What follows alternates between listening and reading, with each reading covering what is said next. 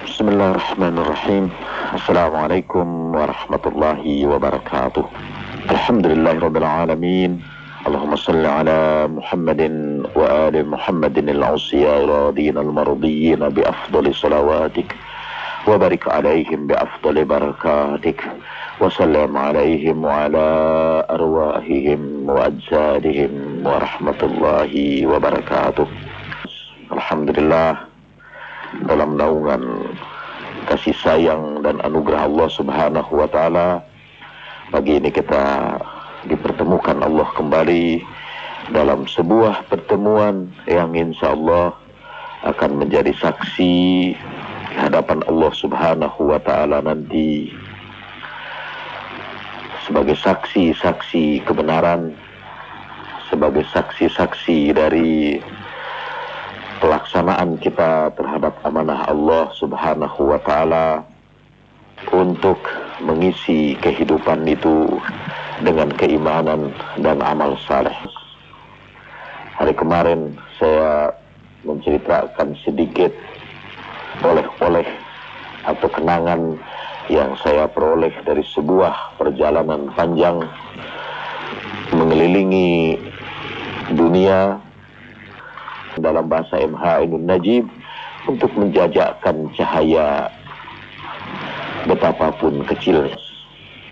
Pada pagi ini saya ingin membacakan dan membahas sebagian dari isi makalah yang saya sampaikan di dalam seminar, konferensi atau kongres yang diselenggarakan oleh Gesellschaft Interkulturelle Seelsorge und Beratung, dalam sebuah konferensi yang pada intinya mempertanyakan mengapa kita harus memelihara, menjaga, melindungi dan menolong orang lain.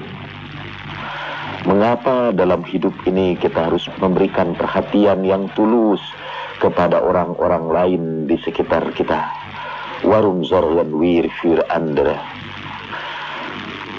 Kemudian pada konferensi itu dikemukakan pandangan dari berbagai agama. Saya mendapat kesempatan untuk menyampaikan bagaimana pandangan Islam tentang menolong orang lain, memperhatikan orang lain, menjaga, merawat, memelihara, atau memberikan care, perhatian yang tulus kepada orang lain. Saya mulai makalah saya dengan mengutip ucapan Jalaluddin Rumi.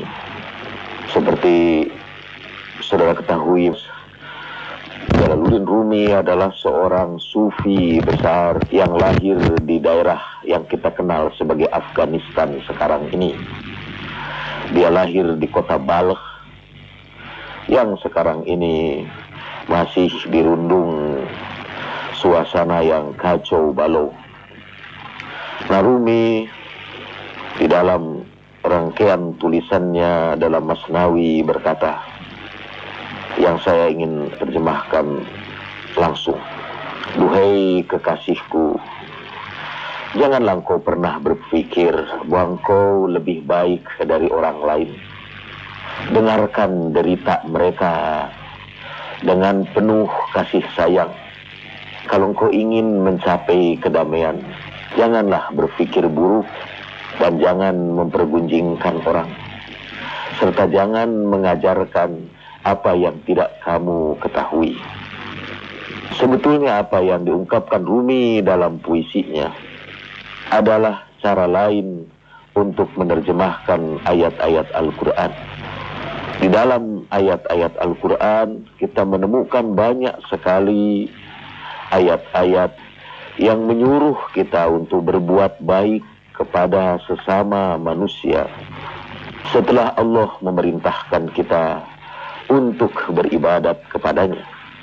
Di dalam Al-Quran surat 4 ayat 36 dan 39, misalnya salah satu di antara sejumlah ayat yang menyuruh kita memberikan perhatian, menolong, membantu atau melakukan apa yang disebut di dalam seminar itu sebagai zorgan. Saya ingin bacakan ayat yang tadi disebut itu. A'udzubillahi minasyaitonirrajim. Wa'budullah wa la tusyriku bihi syai'ah. Wa bil walidaini ihsana. Wa bidzil qurba wal yatama wal masakin wal jari dzil qurba wal jaril junubi was sahibi bil janbi wa ibnis sabil wa ma malakat aymanukum innallaha la yuhibbu man kana mukhtalan fakhura.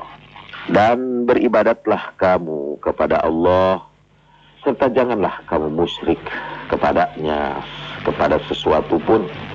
Janganlah kamu persekutukan dia dengan sesuatu pun. Dan hendaklah berbuat baik kepada orang tua, kepada kerabat yang dekat, kepada anak yatim, kepada orang-orang miskin, kepada tetangga dekat dan tetangga jauh, dan kepada sahabat jauh, kepada orang yang berada dalam perjalanan, dan pada orang-orang yang hidupnya menjadi tanggungan kamu.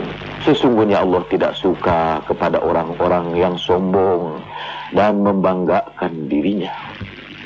Di dalam ayat ini Allah menyebutkan berbuat baik, menolong, membantu orang lain itu mempunyai kedudukan kedua setelah beribadah kepada Allah Subhanahu wa ta'ala.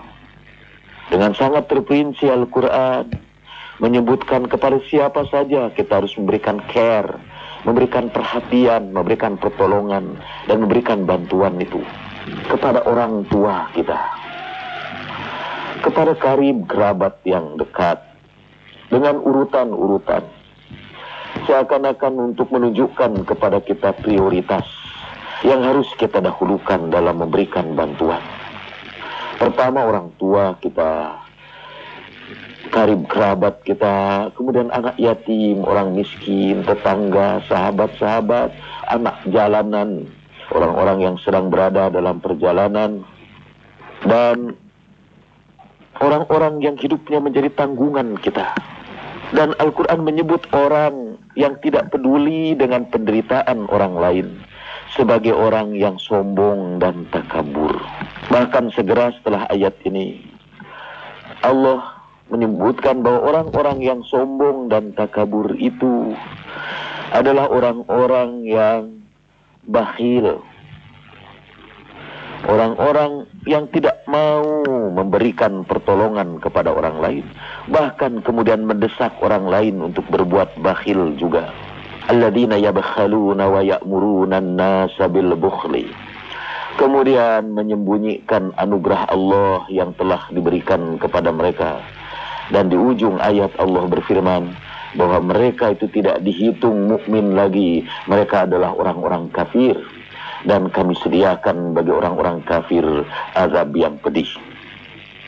Sekali lagi dalam Al-Quran surat 4 ayat 36 sampai 39. Jadi apa yang disampaikan oleh Jalaluddin Rumi di dalam puisinya adalah penjelasan tentang ayat-ayat Al-Quran. Saya ulangi lagi apa dikatakan Rumi. Duhai kekasihku, janganlah engkau berpikir engkau lebih baik daripada yang lain. Dengarkan derita mereka dengan seluruh kasih sayang. Jika kau inginkan perdamaian, janganlah mengeluarkan pikiran-pikiran yang buruk. Janganlah memperguncingkan dan jangan mengajarkan apa yang tidak kamu ketahui. Jalaluddin Rumi adalah salah seorang tokoh sufi yang menegakkan tasawuf di atas kebaktian kepada orang lain. Saya ingin mengutip satu puisi Rumi lagi. Dan sekali lagi saya akan bacakan terjemahannya. Marilah kita jatuh cinta lagi, dan kita sebarkan debu-debu emas ke seluruh dunia. Marilah kita menjadi musim semi yang baru dan merasakan angin sepoi-sepoi basah yang membawa wewangian langit. Marilah kita busanai bumi dalam kehijauan, dan seperti getah yang mengalir pada pepohonan yang muda, biarkanlah berkat Tuhan mengalir dari dalam diri kita. Marilah kita pahat permata dari hati kita yang membatu, dan biarkanlah hati yang sudah dipahat itu menyinari jalan cinta kita. Pandangan cinta sangat jelas, dan kita mendapat anugerah dari cahayanya. Atau yang disebut Rumi di dalam puisi ini dengan jalan cinta adalah jalan kaum sufi yang menegakkan keimanan mereka di atas kecintaan terhadap sesama manusia. Dan kecintaan kepada manusia diwujudkan dalam perhatian kita yang tulus kepada mereka, dalam keinginan kita untuk membantu mereka, dalam merasakan derita yang mereka alami, dan ikut berbahagia dengan kebahagiaan yang mereka alami.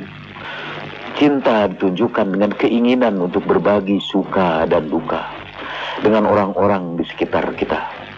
Agama Islam adalah agama yang didasarkan kepada cinta dan kasih sayang. Begitu tingginya Islam menghargai cinta dan kasih sayang terhadap sesama makhluk, sampai kita dianjurkan untuk memulai setiap pekerjaan dengan menyebut asma Allah yang penuh kasih dan sayang. Ketika kita mengucapkan Bismillahirrahmanirrahim dengan nama Allah yang maha kasih dan maha sayang. Kemudian kaum sufi, para orang-orang yang mempraktekkan tasawuf yang didasarkan kepada agama yang penuh cinta, mengetahui bahwa kita tidak bisa menggapai Tuhan, kita tidak bisa mendekati Tuhan tanpa mencintai hamba-hambanya. Nanti pada hari kiamat, Allah Subhanahu wa ta'ala akan memanggil manusia, hamba-hambanya. Kemudian Allah akan berkata, "Hei hambaku, dahulu aku lapar dan kau tidak memberi makan kepadaku. Dahulu aku haus dan kau tidak memberikan minuman kepadaku. Dahulu aku sakit dan kau tidak mengunjungi aku. Dahulu aku lapar dan kau tidak memberikan makanan kepadaku.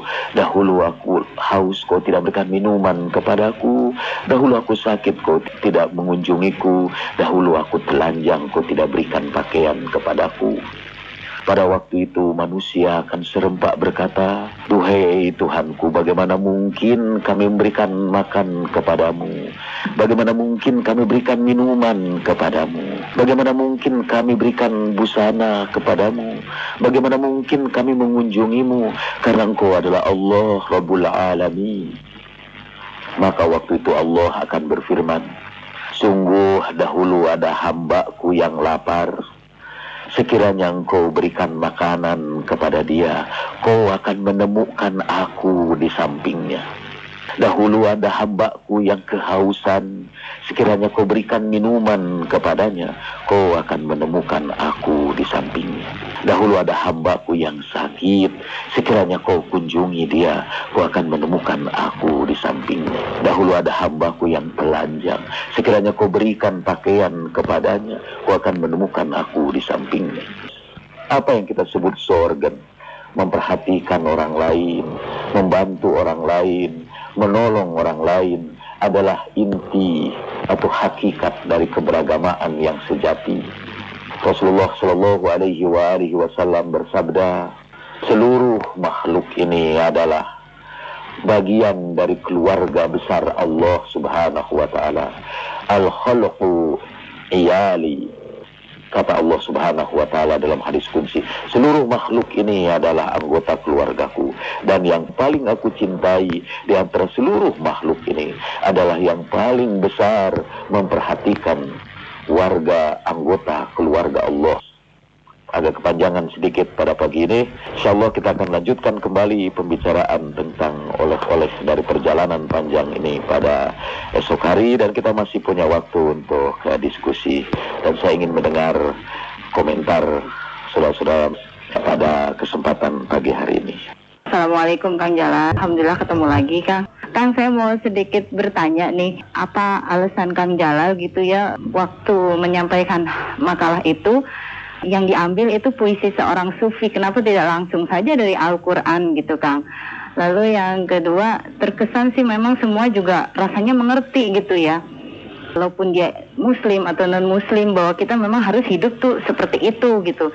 Cuman kan lagi-lagi masalahnya ketika sudah masuk ke dalam halnya gitu, ketika mau menolong orang atau ketika ditolong orang gitu, terjadi interaksi individu ini. Jadi kadang-kadang kalau dia orangnya, katakanlah bahasa Jakarta itu rese gitu ya, timbul rasa ketidakikhlasan atau bagaimana. Nah, apakah di sana juga dibahas gitu hal-hal yang sedetail itu gitu loh. Begitu saja Kang, terima kasih. Wassalamualaikum warahmatullahi wabarakatuh. Pertama Bu, mengapa saya menyebut Rumi lebih dahulu sebelum ayat-ayat Al-Quran? Itu hanya sebuah metode berdakwah saja. Pertama karena di dunia barat sekarang ini Jalaluddin Rumi lebih populer ketimbang Al-Quran. Seperti disebutkan oleh Anne-Marie Shimo, dalam kuliah-kuliah dia berdatangan para mahasiswa yang ingin mempelajari tasawuf. Ketika ditanya, ajaran Islam yang mana yang sudah kalian ketahui? Hampir semua menyebutnya ajaran Jalaluddin Rumi, dan tidak ada yang menyebutkan Al-Quran. Jadi buat orang-orang barat, Rumi lebih populer ketimbang ayat-ayat Al-Quran. Dan karena itu saya memulai dari apa yang mereka ketahui untuk memasuki kepada kandungan makna ayat-ayat Al-Quran. Sekali lagi itu hanya semacam metode untuk berdakwah saja. Rasulullah Shallallahu Alaihi Wasallam bersabda, kami para nabi disuruh berbicara dengan manusia sesuai dengan kadar akal mereka.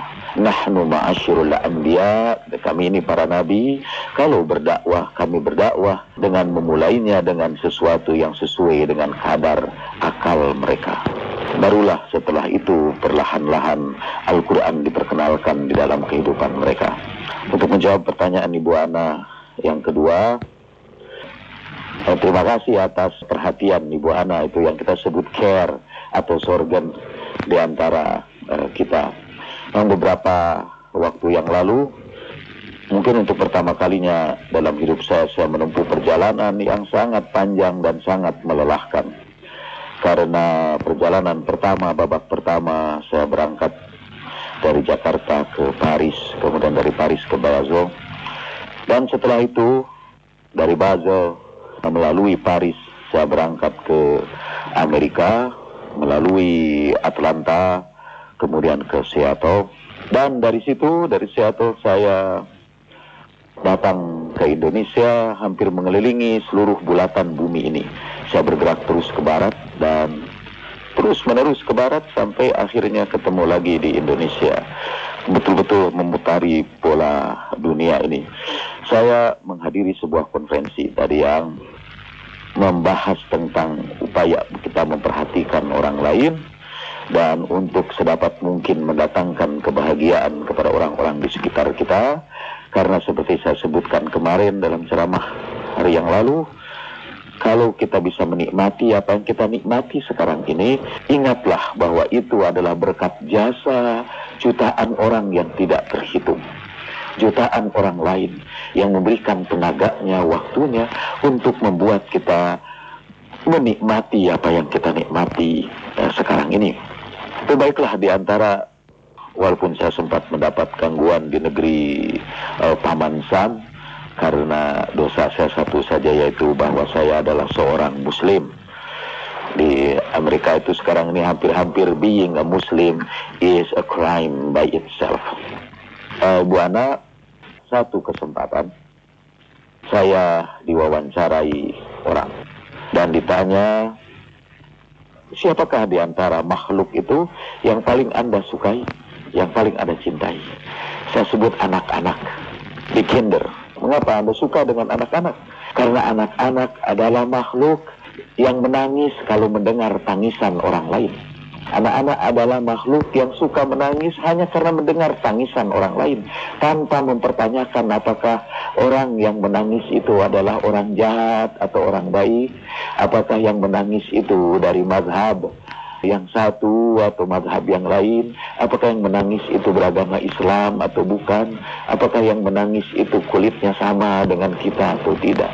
Lihatlah anak-anak itu, kalau ada anak yang lain menangis, ya ikut menangis tanpa berpikir apakah anak itu yang ibu sebut rese atau tidak. Nah, itu sebabnya saya senang kepada anak-anak, karena mereka mengungkapkan kecintaan yang tulus.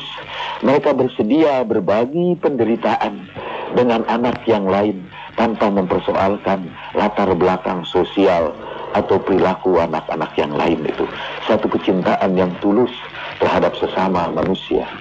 Dan yang kedua, saya bilang anak-anak itu adalah makhluk yang selalu dipenuhi dengan perasaan ingin tahu.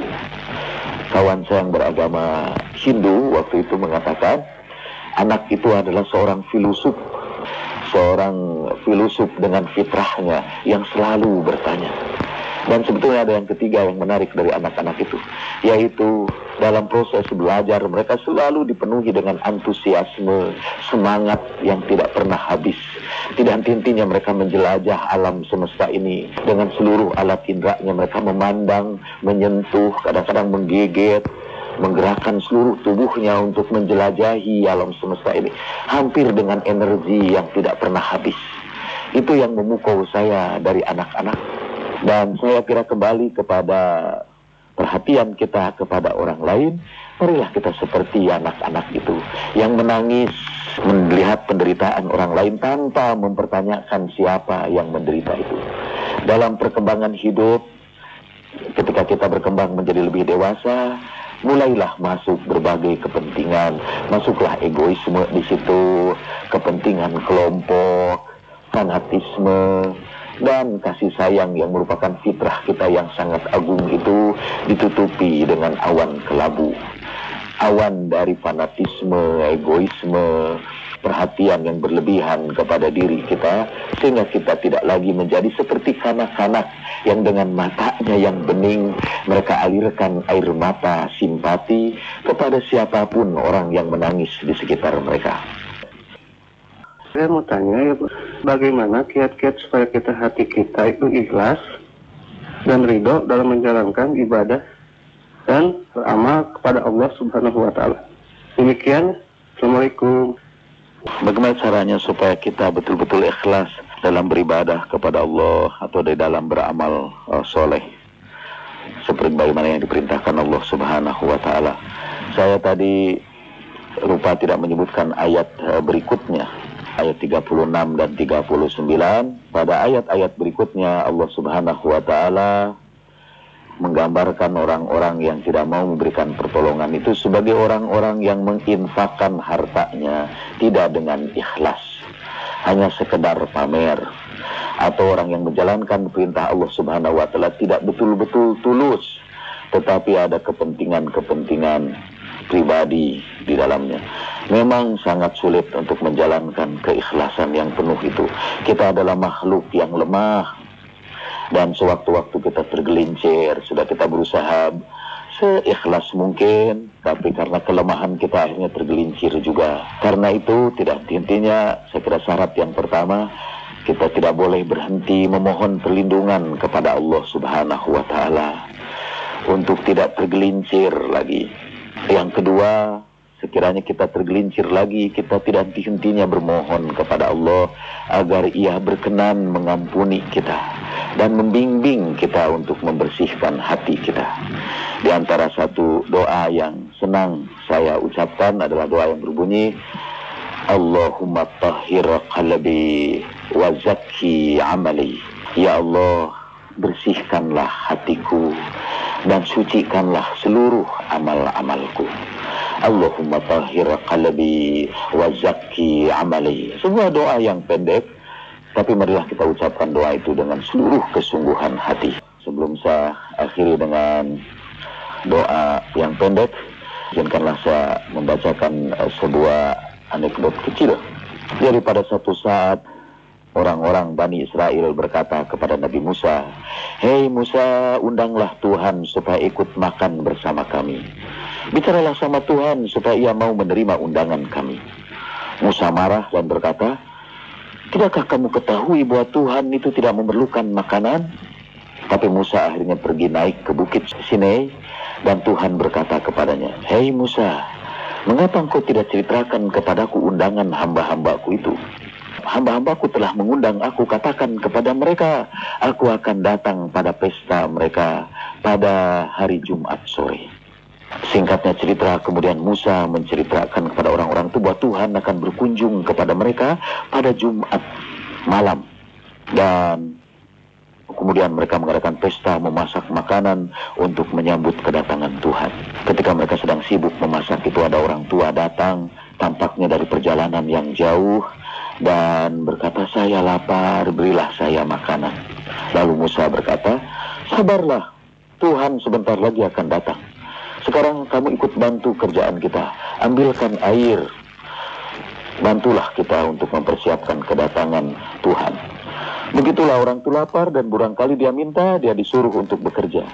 Tetapi kemudian pada waktu itu Tuhan tidak datang-datang juga. Sampai malam Tuhan tidak datang. Musa naik ke bukit Sinai dan berkata, "Tuhanku, aku malu karena setiap orang menuduh aku berbuat dusta, karena engkau tidak datang seperti yang engkau janjikan." Lalu Tuhan berkata, "Aku datang. Bukankah aku yang mendekati dirimu sendiri dan aku katakan aku lapar, tapi kau kirim aku untuk mengambil air dan bekerja. Saya minta lagi, kau kirim lagi aku untuk bekerja. Tidak ada seorang pun di antara kalian yang menyambut aku dengan penuh penghormatan. Tapi Tuhanku, orang yang datang itu adalah orang tua dan dia minta sekedar makanan. Dia hanya manusia biasa." Lalu Tuhan berkata, "Sekiranya kamu menolong dia, kamu sebetulnya sudah mendekati aku. Berkhidmat kepada orang adalah berkhidmat kepadaku." Begitu cerita itu, dan sekaligus menjadi inti pembicaraan kita sekarang. Berkhidmat kepada sesama manusia adalah berbakti kepadaku, kata Allah Subhanahu wa taala. Furzi zu sorgen, ich für mich zu sorgen.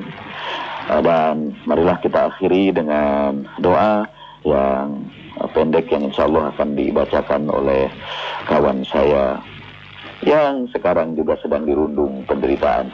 Marilah kita berbagi penderitaan bersama doanya. Hasbi Rabbi Jallallah, ma fi qalbi illa Allah, ala al-hadi sallallahu, la ilaha illa Allah, la maqsuda illa Allah, la ma'buda illa Allah, la mahbuba illa Allah, la matluba illa Allah. Hasbi Rabbi Jallallah, ma fi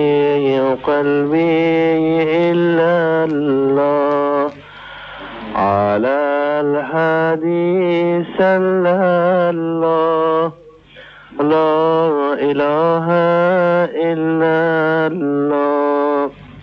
Ibrahim Khalilullah, Ismail Zabihullah, Muhammadun Rasulullah, Muhammadun Habibullah. Hasbi Rabbi Jallallah, ma fi qalbi illa Allah, ala al-hadi sallallahu, la ilaha illa Allah. Assalamualaikum warahmatullahi wabarakatuh.